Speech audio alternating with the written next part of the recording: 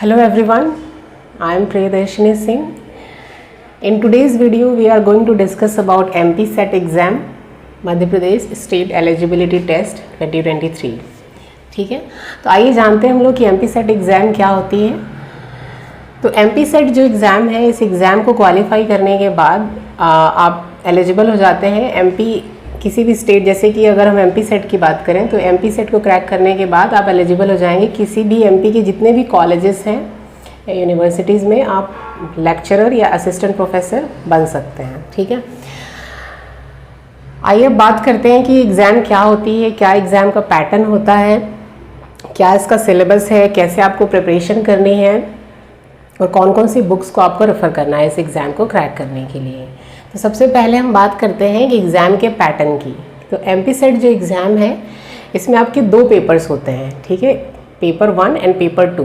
तो पेपर 1 जो होता है वो सभी सब्जेक्ट्स के लिए कॉमन होता है और पेपर 2 जो होता है वो आपका सब्जेक्ट स्पेसिफिक होता है. तो आज की वीडियो में हम MP SET specifically life sciences के बारे में बात करेंगे कि लाइफ साइंसेस के जो स्टूडेंट्स हैं MP SET के लिए इसकी प्रिपरेशन कैसे करें. ठीक है, तो आपके दो पेपर्स होते हैं. पेपर 1 में आपका जनरल जो टीचिंग और रिसर्च एप्टीट्यूड होता है और पेपर 2 जो है आपका सब्जेक्ट स्पेसिफिक होता है. दोनों के लिए आपका अलग अलग सिलेबस है. ठीक है, तो पेपर 1 जो है MP SET के लिए पेपर 1 का सिलेबस जो UGC नेट अगर आपने दिया है तो UGC नेट के लिए जो पेपर 1 का सिलेबस होता है टीचिंग और रिसर्च एप्टीट्यूड का वो एग्जैक्टली सिमिलर होता है. तो पेपर 1 के लिए आप चाहें तो UGC नेट के जो प्रीवियस ईयर्स पेपर्स है उसको देख सकते हैं, उसके पैटर्न को देख सकते हैं और उससे ही आप तैयारी अपनी कर सकते हैं क्योंकि इंडिविजुअली आपको उसके लिए स्पेसिफिक बुक रेफर करने की ज़रूरत नहीं है. ठीक है, तो आइए बात करते हैं हम एग्ज़ाम के पैटर्न की. ठीक है, तो आपका जो एग्ज़ाम का पैटर्न है MP SET का उसमें आपके दो पेपर्स होंगे, पेपर 1 और पेपर 2. ठीक है, पेपर 1 में आपके पास 50 क्वेश्चंस होंगे और टोटल ये 100 मार्क्स का होगा, एक क्वेश्चन 2 मार्क्स का. और पेपर 2 जो है वो आपका उसमें 100 क्वेश्चंस होंगे और ये 200 मार्क्स का होगा, यानी कि टोटल जो आपका पेपर है वो 300 मार्क्स का होगा. ठीक है, अब बात करते हैं सिलेबस की. तो सबसे पहले हम बात करते हैं पेपर 1 के सिलेबस की. तो पेपर 1 के सिलेबस में जो आपका जनरल टीचिंग और रिसर्च एप्टीट्यूड का पेपर है उसमें आपके 10 मॉड्यूल्स हैं, यानी कि 10 उसमें चैप्टर्स हैं और हर चैप्टर से आपको 5 क्वेश्चंस पूछे जाएंगे और आपका टोटल ऐसे आपके 50 क्वेश्चंस होंगे. 10 टॉपिक्स हैं और हर टॉपिक से 5 क्वेश्चन, आपके टोटल ऐसे 50 क्वेश्चंस होंगे. ठीक है, अब जो पेपर 1 का सिलेबस है उसमें आपकी मैं बता देती हूँ आपको कि कौन कौन से 10 आपको चैप्टर्स पढ़ने हैं. तो एक है आपका टीचिंग एप्टीट्यूड, सेकेंड है आपका रिसर्च एप्टीट्यूड, थर्ड है कम्युनिकेशन, फोर्थ है कॉम्प्रिहेंशन, इंग्लिश कॉम्प्रिहेंशन, देन है आपका mathematical reasoning, logical reasoning, information and communication technology, data interpretation, people development and environment और हायर एजुकेशन सिस्टम. तो ये आपके 10 टॉपिक्स हैं या 10 मॉड्यूल्स हैं और हर मॉड्यूल से आपके पास आपको एग्जाम में 5 क्वेश्चंस पूछे जाएंगे और ऐसे आपके पास 50 क्वेश्चंस होंगे और टोटल मार्क्स होगा 100 मार्क्स. ठीक है, अब हम बात करते हैं पेपर 2 की. तो पेपर 2 जो है इस वीडियो में हम स्पेसिफिकली बात करेंगे लाइफ साइंसेस के बारे में कि लाइफ साइंसेस सब्जेक्ट से आप MP SET कैसे क्रैक कर सकते हैं. ठीक है, तो पेपर 2 जो है आपका सब्जेक्ट स्पेसिफिक होगा. इसमें सिर्फ लाइफ साइंसेस पे बेस्ड आपको क्वेश्चन पूछे जाएंगे और टोटल नंबर ऑफ क्वेश्चंस होंगे आपके पेपर 2 में 100 और टोटल मार्क्स ये 200 मार्क्स का होगा. ठीक है, तो अब हम सिलेबस की बात करते हैं पेपर 2 के सिलेबस की. तो पेपर 2 का जो आपका MP SET का सिलेबस है, अगर आपने नेट एग्ज़ाम दिया है तो एग्जैक्टली जो नेट का सिलेबस है वही MP SET का भी लाइफ साइंस का सिलेबस है. ठीक है, अब आपके पेपर 2 के सिलेबस में टोटल 13 यूनिट्स हैं. तो मैं आपको बता देती हूँ 1 बाय 1 कौन कौन सी यूनिट्स हैं आपके पेपर 2 के सिलेबस में. तो फर्स्ट आपकी यूनिट है molecules and their interaction relevant to biology. Second unit है आपकी सेल बायोलॉजी.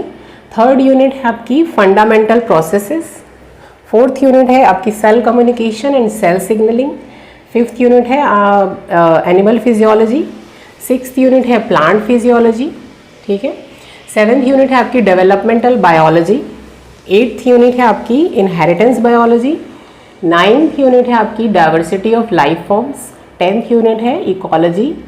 11th यूनिट है आपकी इवोल्यूशन, 12th यूनिट है applied biology and 13th unit है आपकी मेथड्स इन बायोलॉजी। तो ये 13 यूनिट्स आपके लाइफ साइंसेस के सिलेबस में है और यही 13 यूनिट्स आपके CSI नेट जो आप CSI नेट का सिलेबस में है उसमें भी यही 13 यूनिट्स हैं।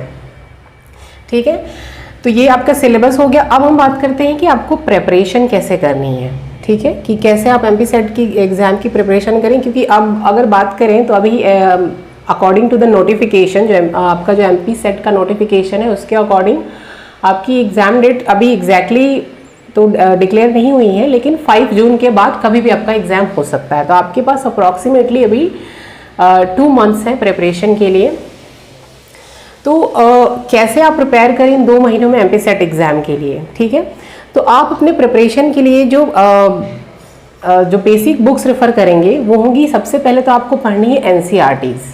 ठीक है, तो 11th और 12th बायोलॉजी की NCERTs को सबसे पहले आप लोग अरेंज करेंगे, क्योंकि 11th और 12th बायोलॉजी की NCERT से आपके जितने भी बेसिक कॉन्सेप्ट्स हैं लाइफ साइंसेस के वो सारे क्लियर हो जाएंगे और ये बहुत ही अच्छी बुक्स हैं।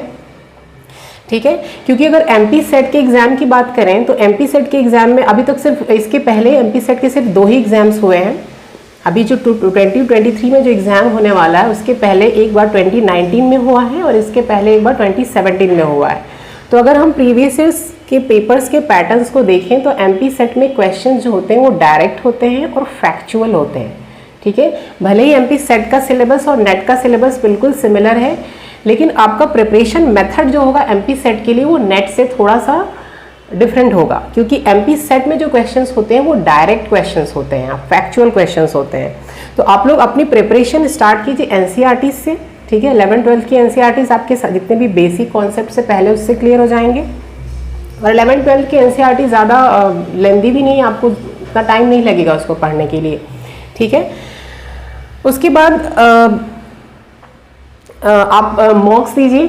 ठीक है, क्योंकि इसमें क्वेश्चंस फैक्चुअल होते हैं तो आपको मॉक्स ज़्यादा से ज़्यादा देना चाहिए। ठीक है, तो मॉक्स जो है आपकी प्रिपरेशन को बहुत बूस्टअप करेगा। ठीक है, अब बात करते हैं क्वालिफाइंग मार्क्स और कट ऑफ की।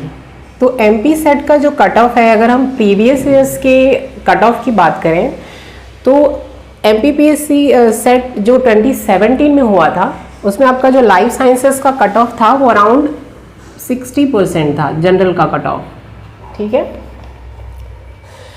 2017 में, और 2019 में भी 60 to 63% के बीच में आपका कट ऑफ गया था। तो इसके अराउंड ही आप मान के चलिए कि आपको इतने मार्क्स लाने हैं। ठीक है, टू क्वालिफाई दिस एग्जाम। और जो आपका क्वालिफाइंग मार्क है, ये तो बात की हमने कट ऑफ की। ठीक है, क्वालिफाइंग मार्क अगर हम बात करें तो पेपर वाइज आपको क्वालिफाइंग मार्क क्राइटेरिया भी दिया है। तो अकॉर्डिंग टू द नोटिफिकेशन आपको पेपर 1 आपका 100 मार्क्स का है, तो पेपर 1 में आपको 40% मार्क्स आपको स्कोर करना है जो क्वालिफाइंग मार्क है, और पेपर 2 में भी आपको 40% मार्क्स होने चाहिए। ठीक है, और ओवरऑल दोनों पेपर्स को मिला के आपको 50% मार्क्स क्वालिफाइंग है।